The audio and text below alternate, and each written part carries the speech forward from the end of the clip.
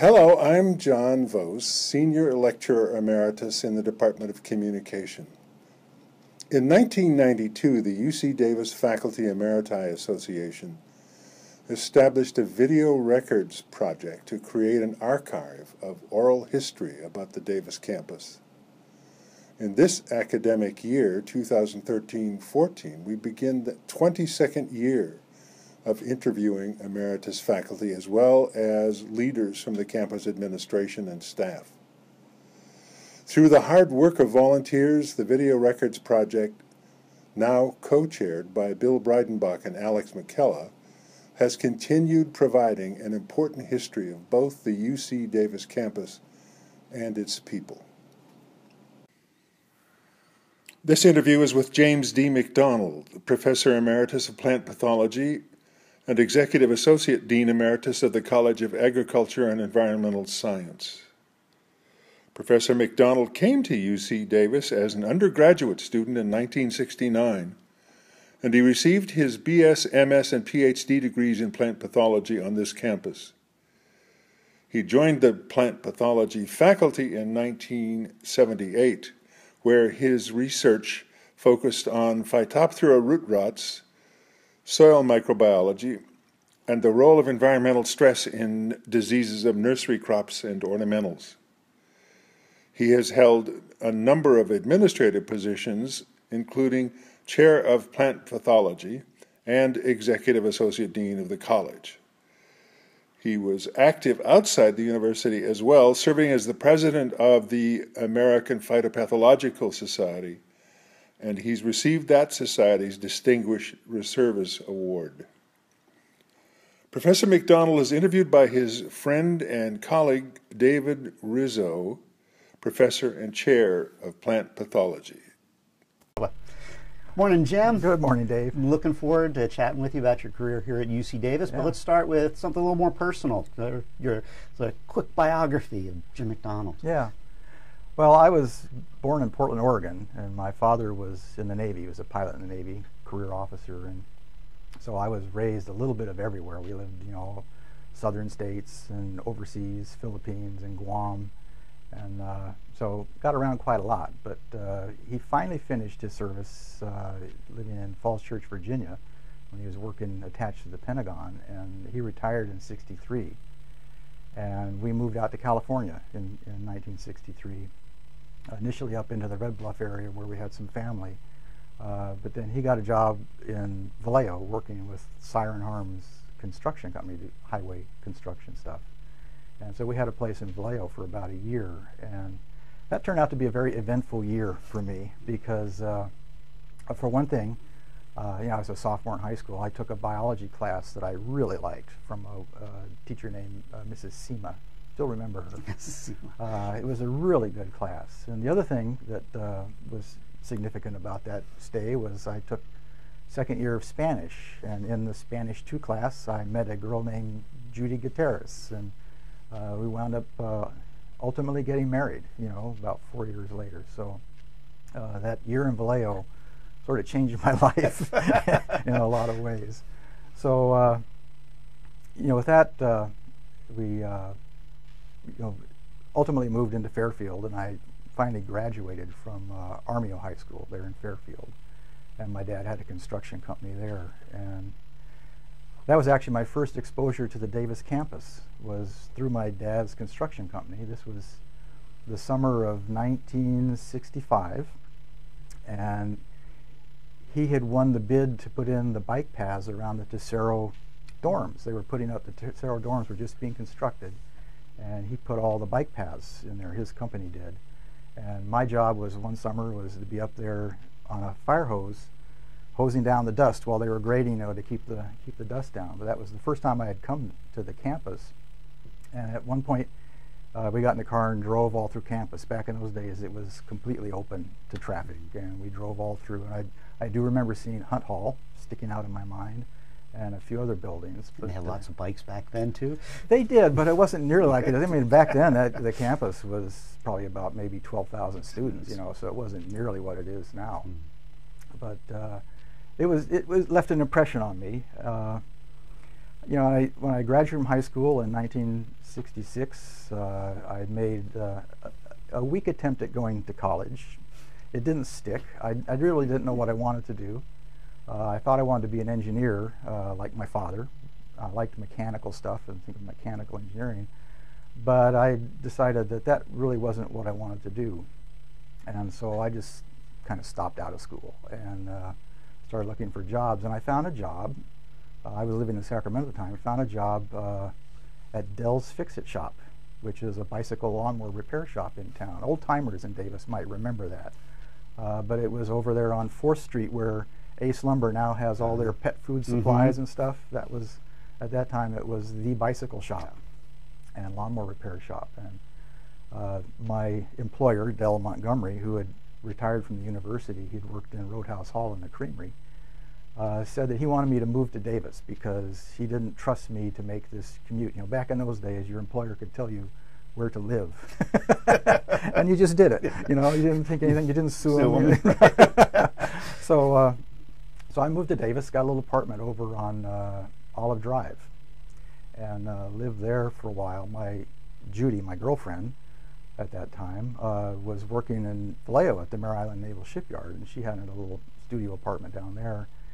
And we decided, you know, trying to have 2 different apartments was kind of expensive, so we decided to move in together. And back in 1967, that was not quite so socially acceptable as it is now. So we actually told people we were married, and but living together, we were able to save enough money to actually, we did elope. We went off to Raleigh, North Carolina.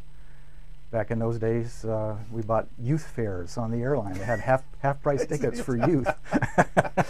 And so we flew off to Raleigh, North Carolina, and got married there in November of 1967. And lived in our little place there. You know, she got a job on campus, initially working in the botany department. And then I was still working in the bike shop. And in 1969, our daughter was born. It was about 2 years after we got married. And having a daughter made me realize, you know, I better start getting serious about school and decide what it is that I want to do with my life. And so I started going and taking classes at Sacramento City College. And that also was a fairly eventful period for me, that 1969 period. I took a biology class at Sac City, and it was taught by a guy named Robin Lynn, who actually had a degree in botany from Davis. And so he taught biology with a very strong botanical bent, and I really got interested in biology and botany in particular. I also took a microbiology class from a guy named Al Gravitz, who was a classic New Yorker. And that got me really interested in microbiology. And about that time, you know, I was taking the botany and microbiology. Norman Borlaug won the Nobel Peace Prize. And I was reading about Norman Borlaug in Time magazine, and they described him as a plant pathologist. And it just dawned on me, as how cool is that? Plants and microbes together. So I decided right then and there that I wanted to be a plant pathologist. So you actually hadn't taken a plant pathology class. I had never heard of plant pathology. Came in from the back door. Yeah, I had never heard of it until Norman Borlaug won the Nobel Prize. So that really got me focused in what I wanted to do. I was going to be a plant pathologist, and I transferred to Davis as an undergraduate student. And George Nyland, at that time, was the undergraduate advisor. So this would have been 1971 when I first came to campus as a student. And I enrolled initially in what was then the plant science major, and they had options. They had agronomy and horticulture, and plant pathology was an option. But I didn't want a degree that said plant science. I wanted a degree that said plant pathology. So I worked with George Nyland and developed an independent major in plant pathology. So when I graduated, I wound up with my degree says plant pathology, and it's signed by Ronald Reagan, who was the governor at the time. And that was in 1973. And while I was an undergraduate student, I started working with George Nyland on some research he was doing on grape Pierce's disease, and I started working with Lyle Leach on sugar beet seedling diseases. And I got really interested in that and started working with it. And I applied to graduate school at Davis and got accepted. And actually I got, at that time, the department had 4 RA-ships. And I got an RA-ship that was guaranteed to me for my entire graduate education. Now they divide that up, so it gets you in, but you've got to move on other funds. Back then it was basically a full scholarship. And I worked with Lyle Leach on my master's thesis, which was again on sugar beets, but in this case it was a disease, Fusarium oxysporum, forma specialis beta, that attacked sugar beets. And disease that doesn't occur in California, at that time did not occur in California, but it did occur in the seed fields up in Oregon. And so I had research plots up in Oregon, I had research plots out in Colorado, and I actually got a good start on that before I even officially started graduate school. As an undergraduate, I was starting to work on that project. And so I finished my master's thesis in about 1.5 years. And then I decided to work on a completely different project. And when I had taken plant physiology as a student here at Davis, I got really interested in water relations. And so John Dunaway in our department was involved in water relations kinds of things. And so I worked on my PhD with him, and he worked with Phytophthora root rots. And so what I did was I actually studied a lot of the water relations aspects of Phytophthora species, the matrix potentials, osmotic potentials that influence sporangium formation, zoospore release, sporangium survival over time, things of that nature. And I discovered that the zoospore release was probably the most sensitive, the most biologically sensitive factor to matrix potential of anything we know. Just 5 millibars was enough to stop it. Very small matrix tensions. So, those were the things I worked on for my master's and PhD thesis. And so John must have been a pretty new professor at the he time. was brand new.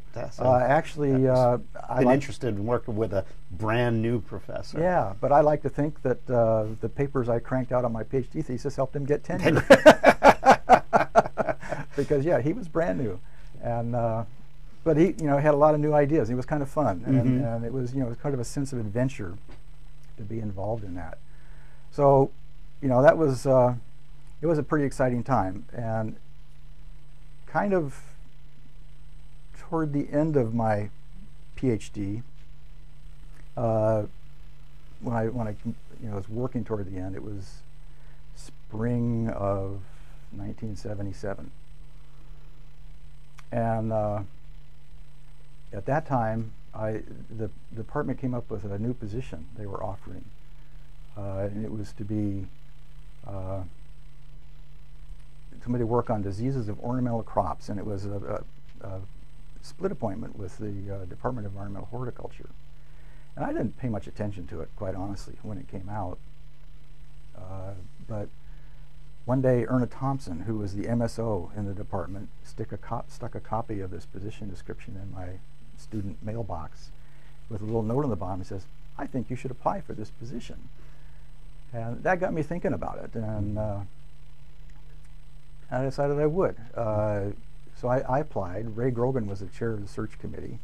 He was also on my thesis committee.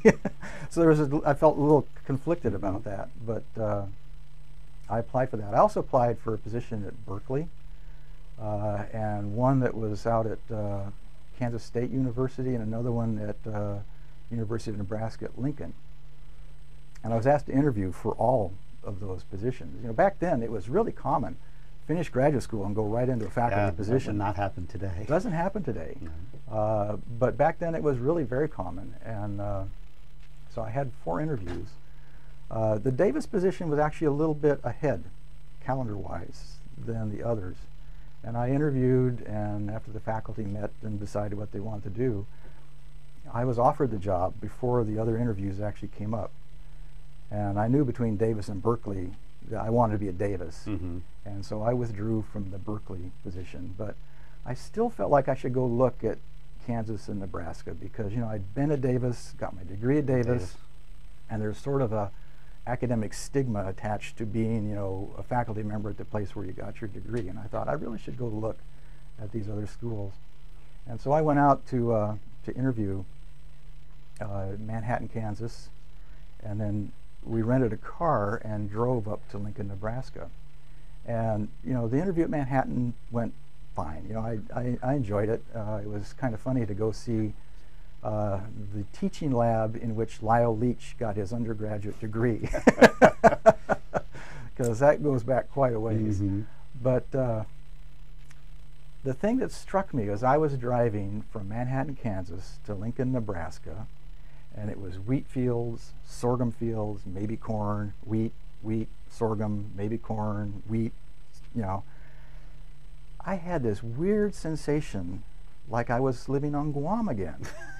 It's this little island thing, you know, where you've got to go a long ways to get anywhere, Mm-hmm. and there's nothing around you. You're isolated on an island, and it was just an eerie sensation I had as I was doing that that just made me think of Guam. And I thought, I can't live here. Mm-hmm. I can't do this. And so when we got home, I went in to see Tuni Kasugi, who was the chair at the time, and told him that I would accept the position at Davis. And I called the other schools and withdrew from them. I felt that this would be, career-wise, there's so much more to do in California. Mm-hmm. There's so many more crops, so much more activity. I was going to say the diversity is Oh, mind-boggling. yeah. I mean, if you want to do agriculture, this is the place to do it. Mm-hmm. And why would you go to any place else? And so I decided, okay, this is what I want to do. And so I accepted the position. I got the official letter offering me the position came from Charlie Hess, who was the brand new dean at that time. And this was in December of 1977.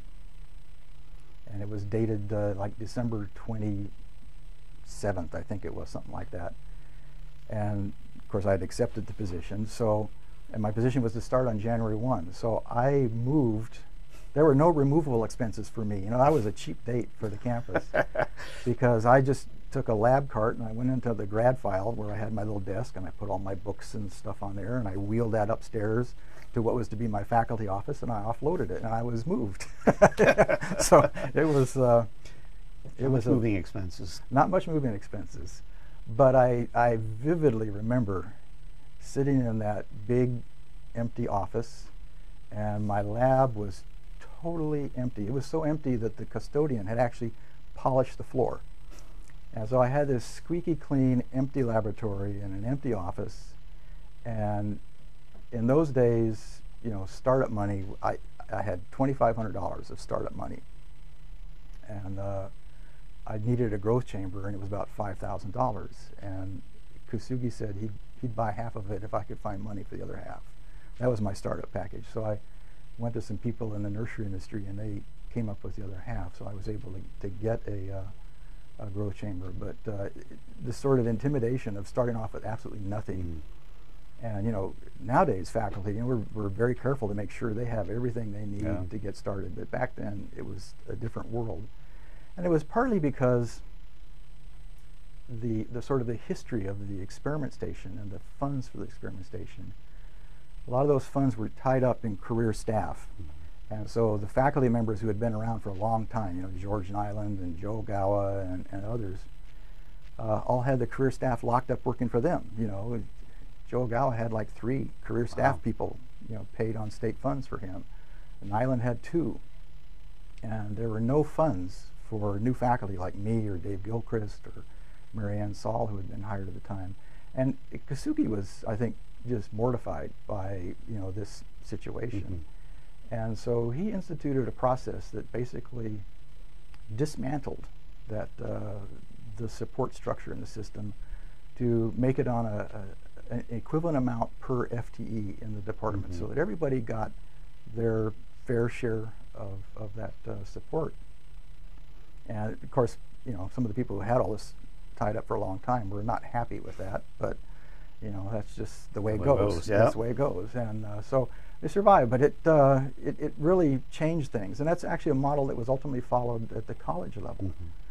So it was, I think, a really good thing. So just as you were getting started there, before we get into your career stuff, so what was the campus like in those days in a broader perspective?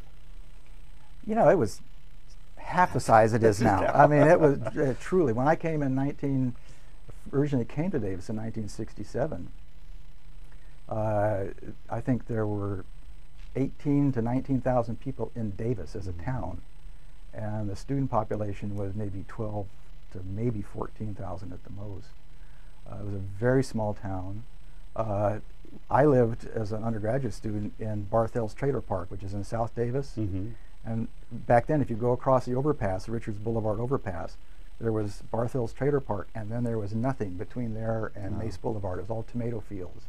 East Davis, from those Stanley A. Davis homes eastward, was all tomato fields. There was nothing north of Covell Boulevard. And Davis stopped at Highway 113. There was nothing west of Highway 113. In fact, that was a two-lane road at grade level. That was in the mid-70s. They dug all that out to make that sunken highway and move the highway south. So it was a much smaller place, and I think it was also a very collegial place. It was the transition from going from student to faculty member is something I know some people who have done that have struggled with. But in our department, they were really good people, and I think I was immediately accepted as a faculty member right off the bat.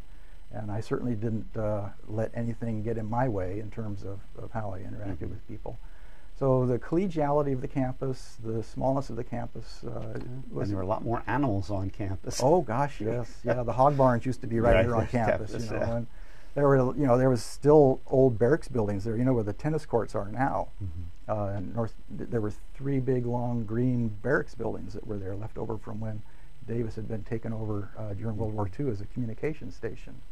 So a lot of things have changed. Matter of fact, when my wife started in '67, and when she got her 30-year pin, they had a little party for her, and I got a hold of a copy of a Davis catalog from 1967. You know, in the back they always have a map of the campus.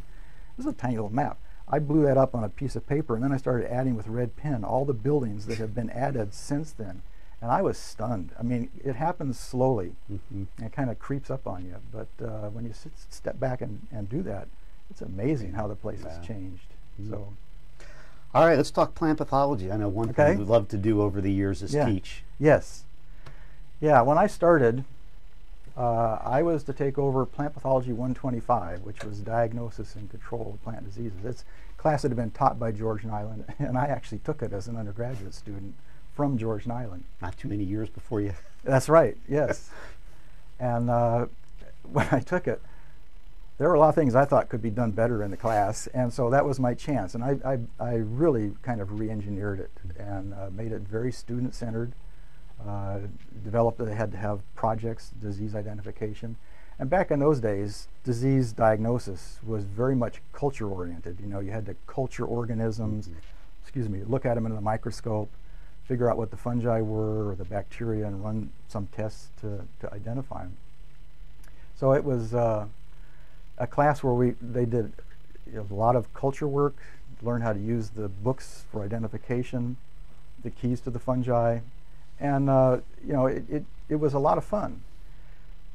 The other class that I got involved in was Environmental Horticulture 241, a graduate class offered environmental hort, because my courtesy appointment involved me not only working on ornamental crops, but working with the environmental horticulture faculty. And so EH 241 was a team taught class, and I taught about a third of it. And Roy Sachs taught about a third of it, and Jack Paul taught about a third of it. And Jack focused on plant nutrition and growing plants in containers and soil nutrients and stuff. And Roy Sachs focused on environmental factors affecting horticulture crops. And I brought in the disease components. And they would usually have Clyde Elmore give a lecture on weeds, and Mike Perella give a lecture on insects. So those were the 2 main classes I had, and they were always taught in the spring. So spring was always a really very busy time. But then about 1991 or so, Ken Wells retired from the botany department. And that's, mycology had been taught in the botany department. I took it as an undergraduate student from Ken Wells in the botany department. And it was a terrific class. And when Ken retired, by then they had figured out that plants and fungi were not in the same kingdom. When I was a very young student way back, there was either the animal kingdom or the plant kingdom, and they just called fungi non-chlorophyllous plants. Well, they came to learn that was not exactly so. And so when Ken retired, the botany department didn't have a lot of interest in hiring a new mycologist. And so the class sort of was disappearing. I think they had somebody come in, a postdoc, Jim Ataskavich, I think, who's at Riverside, when he was here as a postdoc, taught it 1 year just to keep it going. But I decided, it's important for our students, and so I decided I wanted to take that over. So I worked with Ken Wells, and he was incredibly generous in that. He gave me his lecture notes, he gave me his entire culture collection, he gave me his slides that he had used, and I set about trying to make that class work. And through this, through all this time, I had been very involved in computers. I had one of the first IBM PCs in the department, and computers became sort of a hobby to me. And I always had to have the biggest, baddest computer in the department. I know you were mad when I came, because for 15 minutes I had the bigger computer. But not for long. No. And but it was, I had been intimidated by the computers early on, because it was always this dark basement, and you had to take your stack of cards down to give them to people, and they'd give you a printout that you had to work with, and it was a mysterious thing. I wanted one I could work with and figure out. So I bought an IBM PC and went from there, and that got me very involved in a lot of computer-related activities, which spilled into my teaching. Back in probably about 1991, I attended a class that was a workshop offered at Iowa State University on using authorware to make interactive teaching tools. And so what I set about doing was to try to take the mycology class, the lectures, the books and things, and convert that into an interactive CD for students.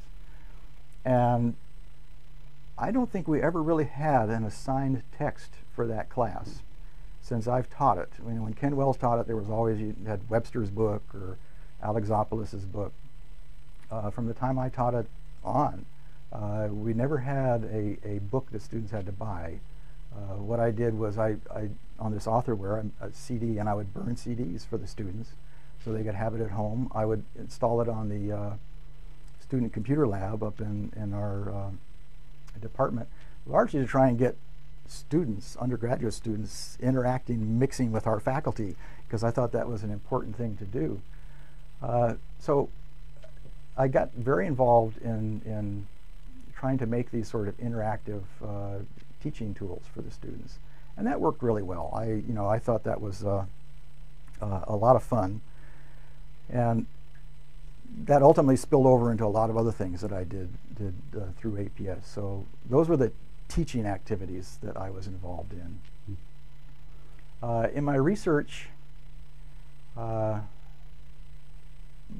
really always has focused on root diseases, and that's kind of where I got started in plant pathology. I like to get dirty. Yeah, yeah. And I've always found Phytophthora to be a fascinating organism. And I can still sit there at a microscope and watch sporangia release zoospores and just never cease to be intrigued by that. So I really have focused on root diseases, and with the nursery industry, gosh knows they have plenty of root disease problems. And so my experiences with Phytophthora spilled right over into that. And some of the things that I really focused on were looking at environmental stresses as they influence the susceptibility of roots to disease. So things like episodes of drought stress, flooding stress, which causes hypoxia in the roots, temperature stress in container-grown plants. A number of these stresses that, when I started looking at those, were found to all have a really big impact on plant disease. And we started trying to figure out what was going on. And we found that for some reasons those spores were more attracted to roots that had been stressed. And doing a lot of histological work, we found that the defense responses that you typically see in roots don't occur in roots that have been stressed. So there was something impeding the defense mechanisms in the roots. And that's been a theme that's followed through a lot of my work. And in many ways, we were kind of ahead of technology, because some of the hypotheses that we came up with, we really didn't have good ways to test them. Yeah. Now, more recently, in years I've collaborated with Rick Bostock in the department off and on, and we've developed, he has developed with his graduate students, ways to really determine what are the metabolic pathways that are disrupted by stress, and how that impacts on disease. So it's actually been a very productive area to work on. Some of the other things we've worked on, over the years, I've worked on verticillium wilt on pistachios, and the fact that they planted all the pistachio crops on the wrong rootstock, and they're trying to figure out exactly what was going on with that and how widespread it was, and they basically have had to replant all the pistachios. So a wide variety of commodities. Yes, yeah. The nursery industry was actually a tough group to work with, because they do not fund research all that well. And so I tended to have more kind of a basic slant to what I did, because I had to get money from USDA or whatever. And at one time I spent a lot of time working on immunodiagnostics, partly because the nursery people just have a habit of going out spraying fungicides as prophylactic treatments, whether they need it or not. And so I wanted to help develop methods that they could use to identify whether they actually had a disease, and what would be the right material to put on to control that. So I did a lot of work with immunodiagnostics when monoclonal antibodies first started to become commercially available, and developed tests for that. Then I got involved in water recycling, because the nursery industry was required to trap and recycle irrigation water because of nitrate contamination of groundwaters. And boy, that just led to all kinds of disease problems. And so looking at how to detect whether the pathogens were getting into their water, where they might be coming from in the nursery, methods for treating irrigation water. So a lot of things that we did kind of under the overarching theme of educating growers to give them the right tools so they could make intelligent management decisions and reduce the overall use of pesticides. I think that's kind of the overarching theme of what I tried to accomplish over the years. Didn't you do some work with the Crocker nuclear facility? Oh, I did, yes. That was when I got involved with looking at methyl bromide alternatives. And methyl bromide alternatives and recycled water, both of those. There's Manuel Laguna Solar in the Crocker Nuclear Lab, and I collaborated for a number of years on this. And we wanted to look at how ultraviolet light might be used to disinfect water, and we were over there, we were playing with UV lasers, that would generate really powerful ultraviolet lights. On methyl bromide alternatives, we were doing things called ohmic heating, where methyl bromide has been phased out as a soil fumigant, and it was used quite a lot by nursery people, the cut flower industry, carnations. They would fumigate the beds. Well, they couldn't do that anymore. And so what to do? And so we were playing around with things like, hooking up electrodes into the soil, and the current passing between them, the soil is a resistor and it heats up. And so by that method, we could heat soil and eliminate the plant pathogens. And it actually worked pretty well, but it just didn't, it wasn't that practical. And what we wound up doing was getting everything moved into raised beds so they could steam the beds and move away from ground production. Okay. So.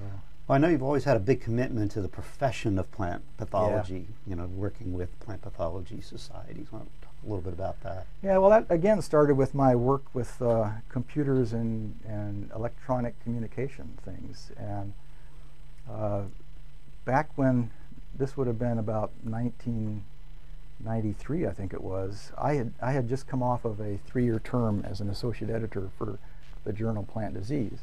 And at the last editorial meeting I went to, at the annual meetings, the editor-in-chief at that time wanted to take what are called plant disease notes. And you're familiar with these, but they're little abstracts, and they report the first occurrence of a disease or a disease that's known but now occurs in a new area. You know, so they really have an important role in terms of quarantine work. But these are published. They're abstracts, and they wanted to develop a means to handle those all electronic. And so what they wanted to do was authors could write those and submit them by email. They would then go out from the editor to reviewers by email, come back, and everything would be taken, it'll all be handled by email. And so they were looking for somebody to do that, and I thought, well, that sounds kind of fun. Because back then I had an email account, but you know, email was not yet that very active. And actually in the APS, probably only a third of the members in the society had email accounts, and most of those didn't check them maybe except every couple of weeks to see if there was something in there. And so it was a bit of a challenge to develop a list of reviewers and to make all this work, but it did work. And in fact, we got one from original submission to acceptance in 18 hours once. That's just impressive. Caught the reviewers at the right time so they could do that. So it worked pretty well. That led to me getting put onto the APS Press Publications Board, because they wanted to get into electronic publications. And so I got on there and wound up working with Gail Schumann on the Compendium of Turfgrass Diseases and converting that into an authorware project. So it was an interactive CD-ROM that they were able to sell. And then I got involved in the Electronic Technology Advisory Committee. I was asked by the APS president to chair that and get, you know, to really provide a lot of advice to the society on things like, well, anything dealing with electronic technologies. And so I got involved in that, which got me on the APS pub board, and then I started going to the council meetings.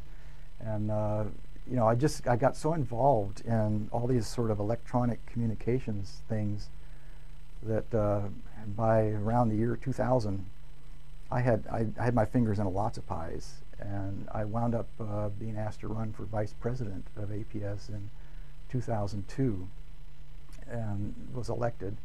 So that puts you on that four-year chain where you're president, or you're vice president, president-elect, president, and then past president. And got very involved then in things like you know, the electronic availability of journals. And actually during my activities there, I started two all-electronic journals. One was Plant Health Progress, and the other was the Plant Health Instructor. And so we got those launched and started. But probably one of the bigger things that came up while I was president was the whole business of Homeland Security. And after 9/11, in the Homeland Security Act, there was a thing in there where they were trying to define what are the threats to America. And they created what they call a select agent list. So these were biological threats, you know, plant pathogens that could potentially be used to inhibit, you know, crop production in the United States. And they had a lot of things on this list. And so I got very involved in that, because I think at first a lot of plant pathologists thought, oh, good, research money. But in fact, what it did was it put constraints on what they could do in their research. And so trying to sort through that as to what we could and couldn't do, and working with people in USDA on the National Plant Disease Recovery System that they were creating. And that's work I was involved in even after I was APS president. There was a number of meetings that I organized as a past president, national meetings to go over these organisms on the select agent list and develop their recovery plans. So, you know, it all kind of started with that electronic stuff, and it spilled over into a lot of other things. And I found it a very rewarding period. You know, I enjoyed the people in APS. I really enjoyed those activities, and it was a lot of fun, a very exciting time. Well, and I think you also wrote and were on committees looking at the future of plant pathology. You wrote a couple of papers for plant disease. Yeah. And I think those are very important. Well, this was toward the end of while I was president, while I was in the presidential chain, we kept hearing a lot of grumbling from industry about, we can't get good plant pathologists anymore. Nobody knows how to do anything except, you know, wiggle test tubes. And so this sense of what's going on in graduate education in plant pathology. And, you know, you never know when you start hearing grumbling like that, how much of that's real and how much of it is just perception. And so what I did, I was appointed to chair a committee to look at this, and we started off from a database. We did a national survey of students to get their perceptions of graduate education, of faculty, and of industry, or USD, you know, federal and, you know, private industry people to, in terms of what they see in terms of the graduates. And we found that there in fact were some issues that came up in there, and we did publish a paper, a focus paper in plant disease on that subject, of some of the things that we felt needed to be done to address this. And so it was quite an issue at the time. It ultimately led to me organizing in Washington, D.C. a national conference on the future of education in plant pathology.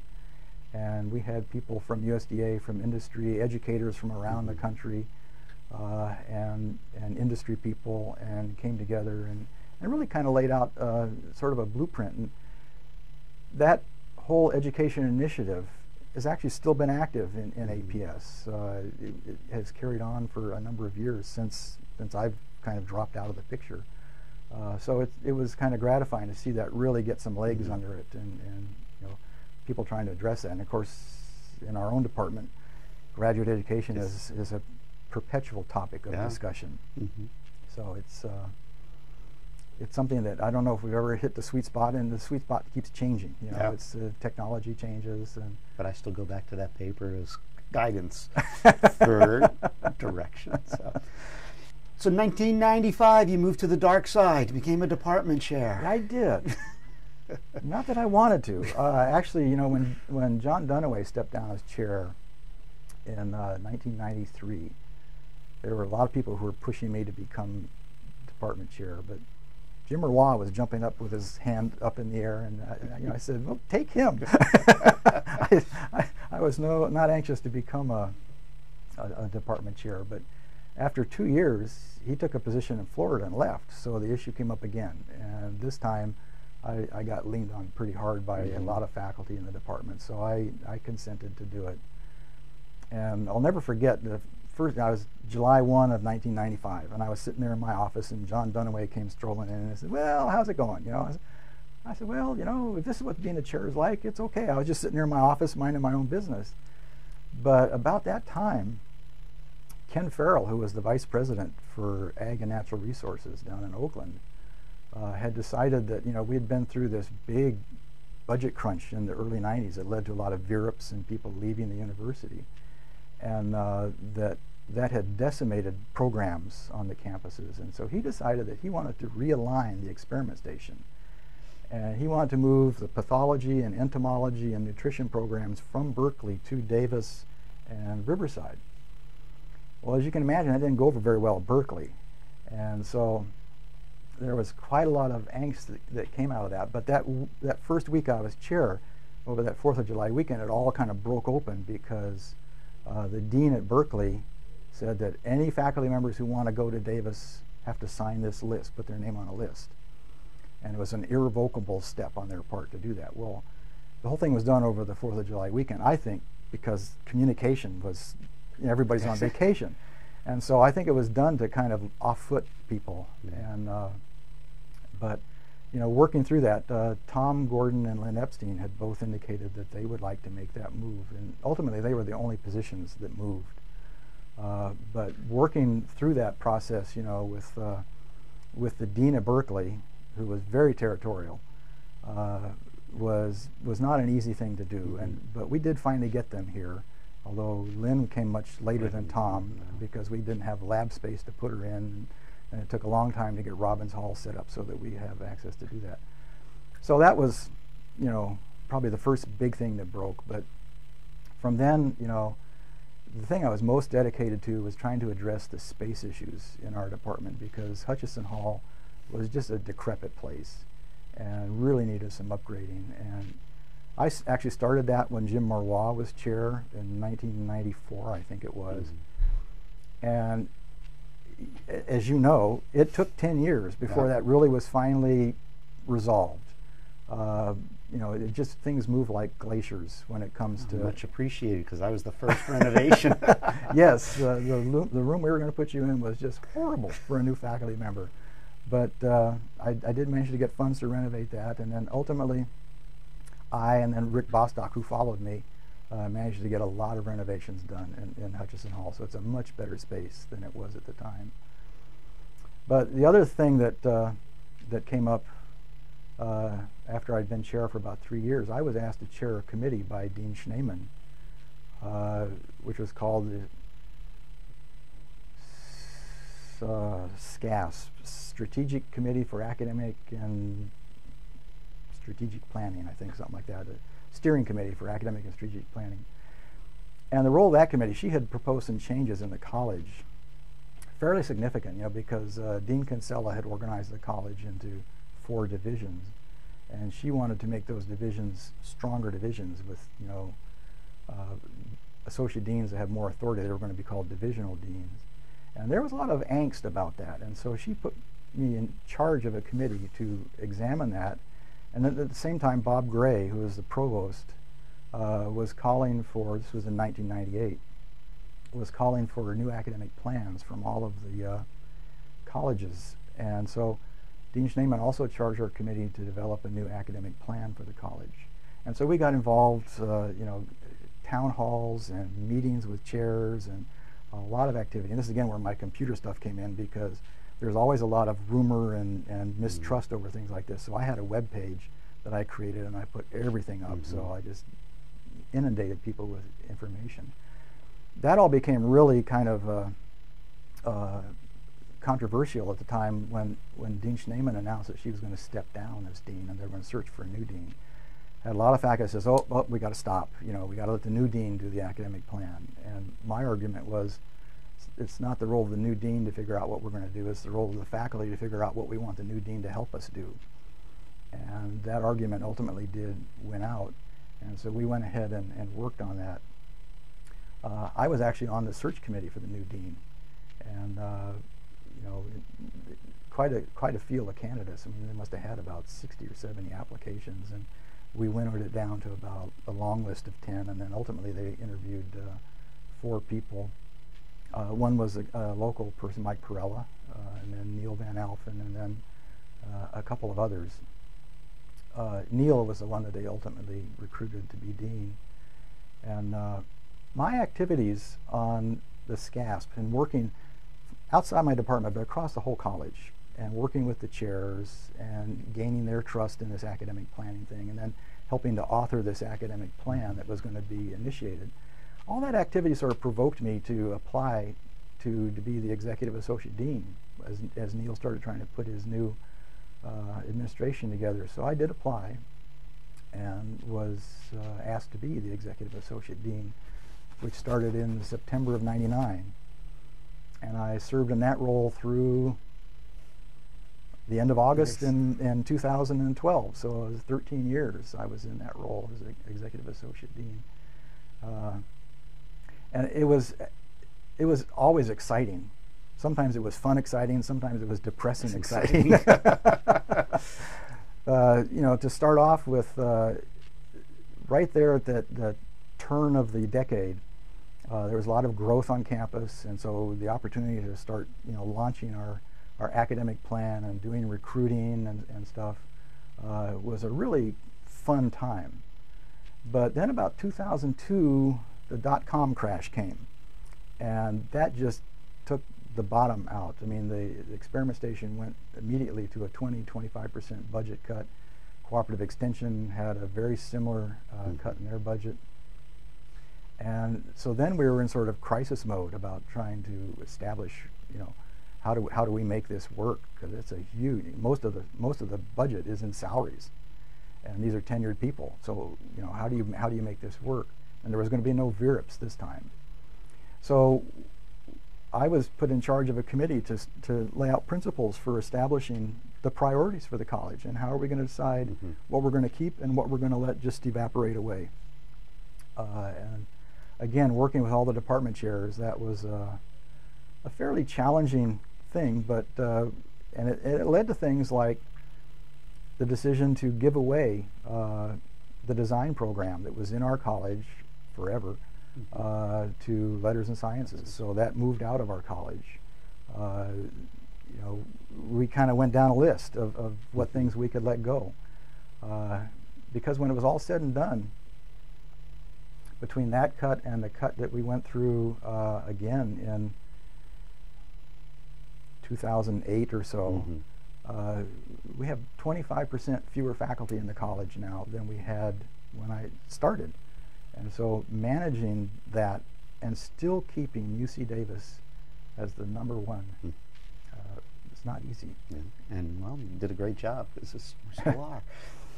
Well, yeah, it's a challenge, but it's not a fun one. And but we did have a lot of fun. I had a great group of people there in the dean's office to work with. You know, with Tu Jarvis, Michael Perella, Randy Southard initially, and then ultimately later on Mary Delaney and Jan Hopmans. And we found ways to laugh and have a good time. I mean, you just have to, or you go nuts. But it was, you know, a lot of things. We're still able to build programs, and that's important. You've got to keep focused on the positives and building. And I think we did quite a lot of good. I also, in that role, was the college representative to the Division Ag and Natural Resources Program Council. And on that one, that was involved with UC Cooperative Extension statewide and the interface between Extension and the experiment station and program planning. And it, you know, 2 days a month, every month, forever was a big commitment. But again, you know, it was an exciting thing to do, and I really enjoyed it. So I tremendously enjoyed working with the faculty and the chairs in the college. You have to see the diversity of our college. Oh yeah, yeah. And you know, the diversity has changed a lot since I was a student here in the early '70s to now. It's far more representative of what California is like. But it's an amazing place. It really is. Yeah. So how about some honors and awards that you're most proud of? I know you've gotten a few over your career. I have. You know, as a matter of fact, when I cleaned out my faculty office when I retired, I have a box, and it's a box full of all these various plaques and things. But there's 3 that really stand out in my mind. One was from the American Phytopath Society when I got the Distinguished Service Award for all the work I had done. It was only the 5th time in 25 years they had given that out.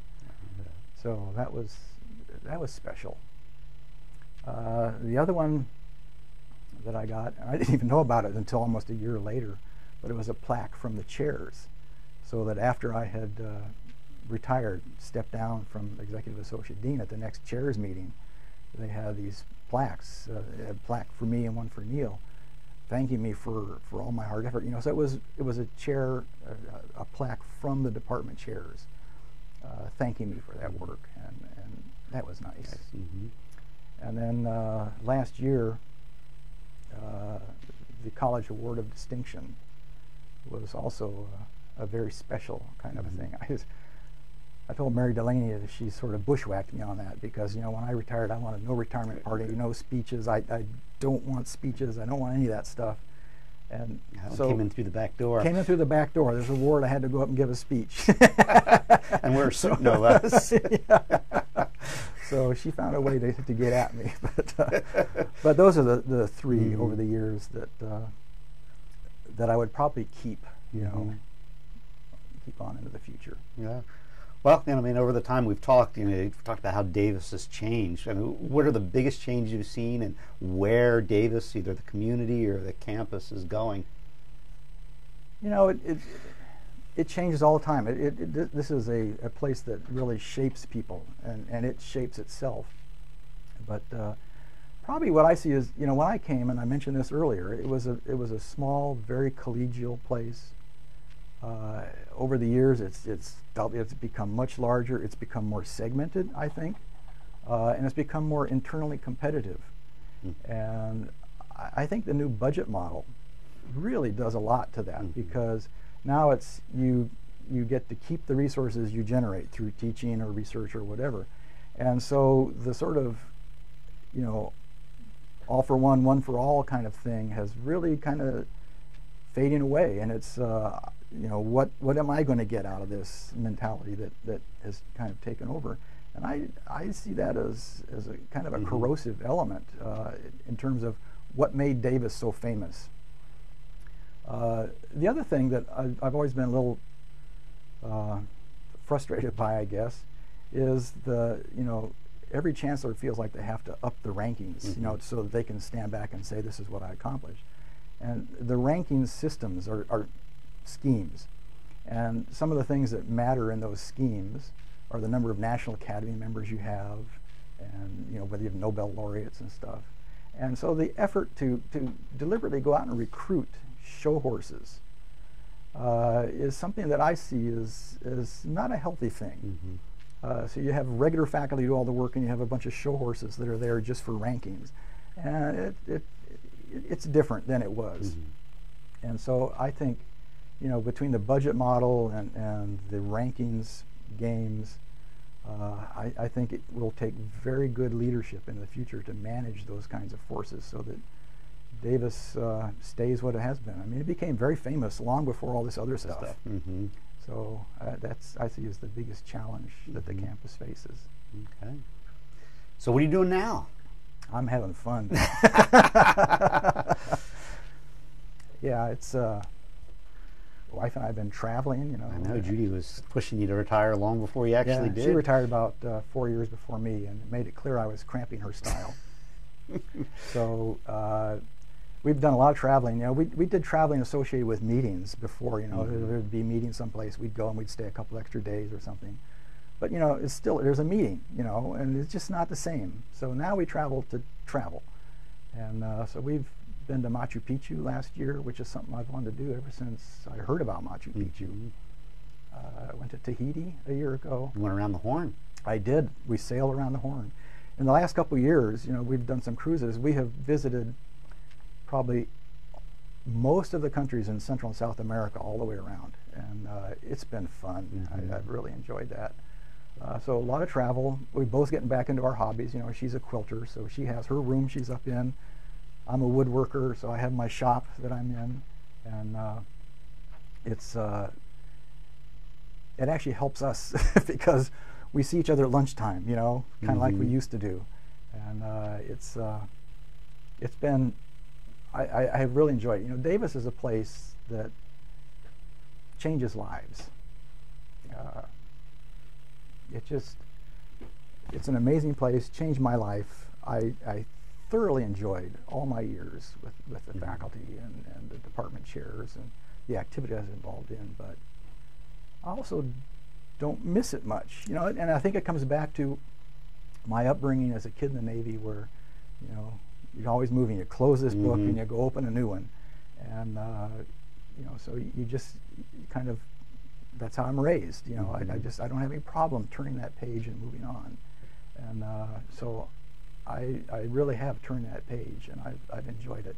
I miss a lot of the daily interactions because they were friends, but I'm having fun. Grandkids?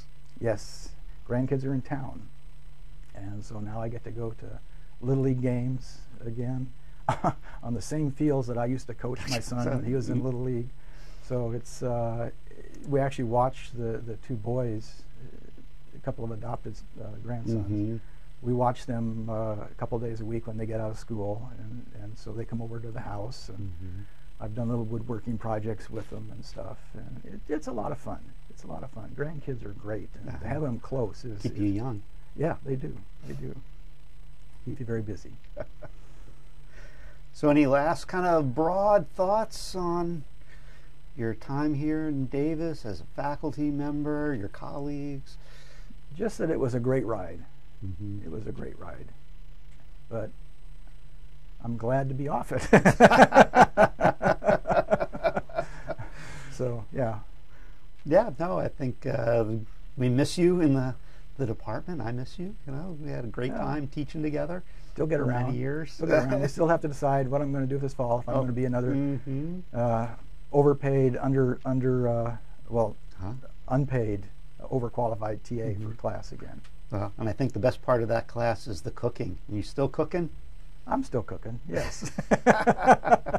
Cooking the mushrooms. Got to have the microphagy lab. Yeah. Yes. Yeah. Cooking and barbecuing. Yep. Yep. Those are all part of the hobbies. Mm-hmm. All right. So, well, thank you very much, Jim. It's been great to talk with you, Dave. Okay. Thanks. Thanks.